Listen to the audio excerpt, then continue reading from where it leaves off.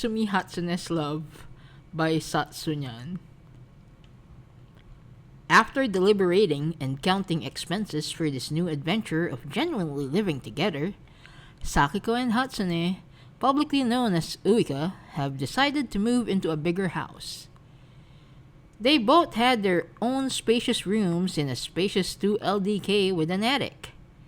As how Sakiko put it, so that we could still gaze upon the stars. It was one thing she knew that was extremely important to Hatsune, who said she didn't mind not having them, but it was a non-negotiable for the stubborn Tagawa heiress. Both of their rooms were next to each other, separated by walls, and outside of their doors was the connected living room, then the dining and kitchen toward the front. The two of them now had more privacy, but there was one thing that Hatsune could never get used to. Saki-chan! Hatsune knocked on Sakiko's door. Are you free now? Yes, come in. Sakiko answered as she turned to the door. Hatsune opened the door, her eyes widened in surprise. Then she closed it. Saki-chan, I told you. I can't go in when you're in the middle of changing clothes. How many times has this been? Oh my, came Sakiko's soft voice. Hatsune shook her head as she tried to rid her mind of that white skin on Sakiko's stomach and inner thighs. Erase, bad. I thought it was okay. We are both girls, Hatsune. It's not okay. Hatsune responded in an almost whisper. Because I look at you properly as a woman, and not just another girl. That's true. I'm sorry, Hatsune. Sakiko's voice was soft and apologetic. It made the blonde feel bad. It's alright. It's not alright.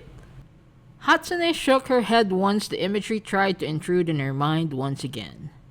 Rich ladies are scary. Are they all like this? It made her want to ask Mutsumi if Sakiko was always this way, but it made her fear that the answer could hurt her gravely. Hatsune, you can go in now. Okay. Hatsune turned the knob to open the door. She peeked her head in with eyes closed. Sakiko turned to her, then sighed. What are you doing? Making sure? One purple eye peeked carefully, then another, taking in Sakiko's unusual choice of pajamas for today. Long sleeves and really short shorts. I properly have clothes on. Sakiko gave her a wry smile as Hatsune sighed in relief. Well, what was it? Hatsune walked inside Sakiko's room in their shared house as she tried to think of it. Sakiko walked behind her to close the door, then returned to standing in front of her. All the while, Hatsune eyed her while she thought of why she was there in the first place. What was it? You really are dense sometimes, aren't you, Hatsune?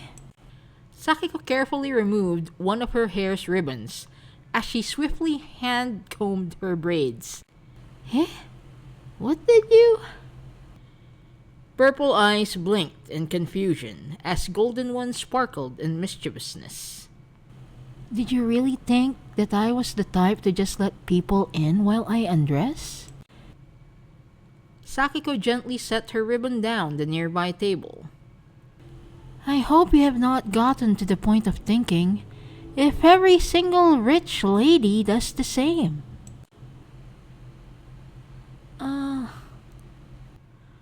Hatsune blinked, slightly flinching at being caught for having that actual thought only a few moments ago. Sakiko stood still, waiting for an explanation. I know it's normal for other girls to change clothes together, but Hatsune blushed as she scratched her cheek. I'm not a normal girl. I harbor feelings for you. As one woman to another. Sakiko's cheeks were tinged with pink as she gently untied her other ribbon and hand-combed her braids. I am aware. Would you tell me once more? Hatsune blinked and swallowed the large lump in her throat. I love you, Saki-chan. And I feel the same with you. Sakiko put the other ribbon on the table and tilted her head to the side as she watched Hatsune, purple orbs to gold. Is it hard to believe?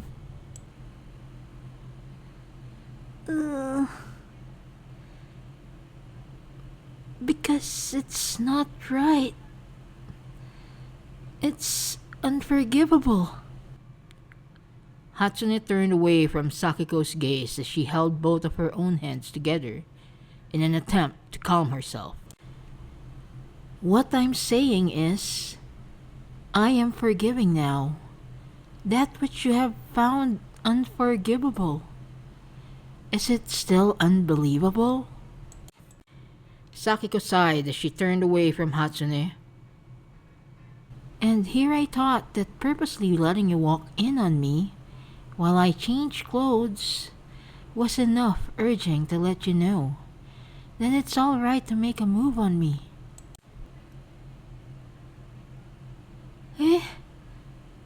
Saki-chan, that's... I thought of something else. Sakiko turned to Hatsune once again with a sweet smile. Hatsune, would you close your eyes for me? Oh, okay. Hatsune faced forward as she felt Sakiko took a step closer to her. Not knowing what to expect, she waited patiently until she felt a soft and warm sensation over her lips. Hatsune opened her eyes as she was face to face at close proximity with Sakiko, who also had just opened her eyes. Would you still deny this? It was my first kiss, you know? Sakiko told her bashfully. It was my first too. Hatsune looked down at the floor in between them as she fidgeted her fingers. Saki-chan, is it really okay? Sakiko tilted her head to the side with an amused expression. You sure are stubborn with the oddest things. Yes, I am saying it is. But... Hatsune looked up, only to feel a soft index finger over her lips. Hatsune... Sakiko wrapped an arm around Hatsune's shoulders as she closed in, her finger still over Hatsune's lips. I love you too. Saki-chan. Hatsune inhaled deeply as she felt her attention drowning into those eyes that glimmered like the Milky Way. Are you going to kiss me? Or am I going to kiss you? Sakiko smiled at her playfully.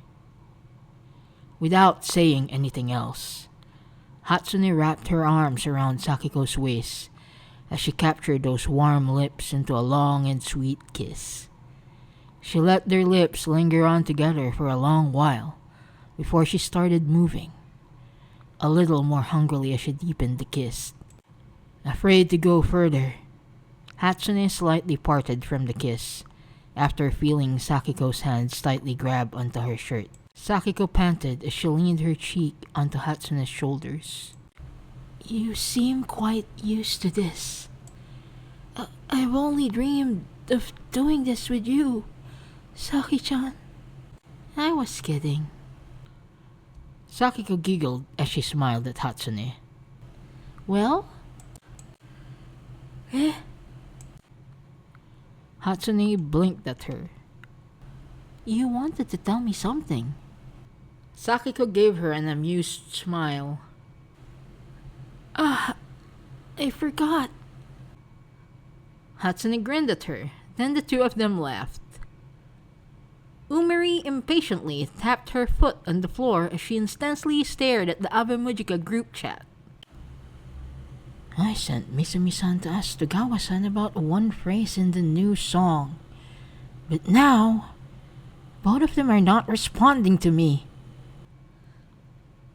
She started pacing around her home, antsy, worried.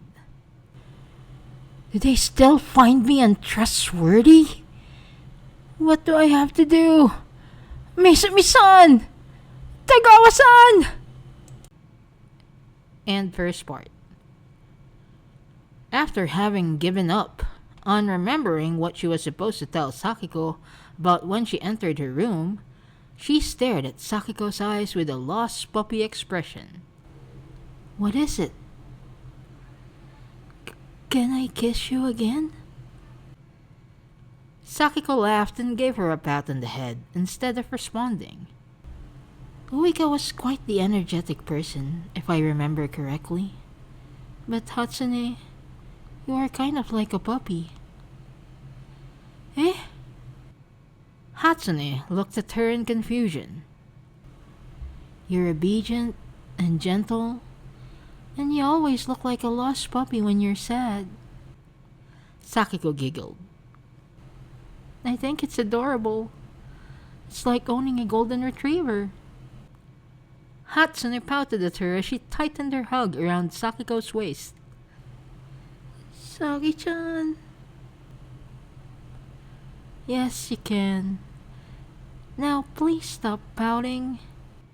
Sakiko wrapped her arms around Hatsune's shoulders once again as they shared another sweet kiss. Their third, soon-to-be fourth kiss was interrupted by Sakiko's phone vibrating on the table. Hatsune's eyes suddenly opened as she parted from the kiss. Ah! I remember now. Umiri-chan. Sakiko looked at her in surprise. Umiri-san? She wanted to ask me to ask you about the bass part of the new song because you weren't responding to her. Sakiko giggled and smiled at her. I wasn't responding to her, so she'd asked you to ask me, so you'd come to me. Eh? Hatsune blinked in confusion. Sakiko sighed. I was out of methods, you know. No matter what I do, he'd never make a move. So I thought I'd have to take the matters into my own hands. I kind of feel bad for Umiri-chan now. Hatsune frowned as she softly let go of Sakiko's waist. We should respond to her before she starts worrying. I agree.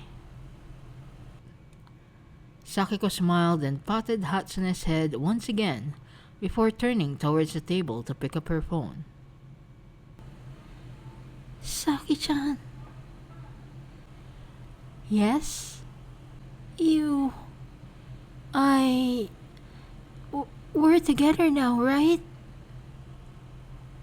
If that's what you want. Hatsune blinked. Saki-chan, would you be my lover? Sakiko turned to look at her phone, but before turning her attention to it, she turned to Hatsune with a sweet smile. Of course, it would be my pleasure, Hatsune.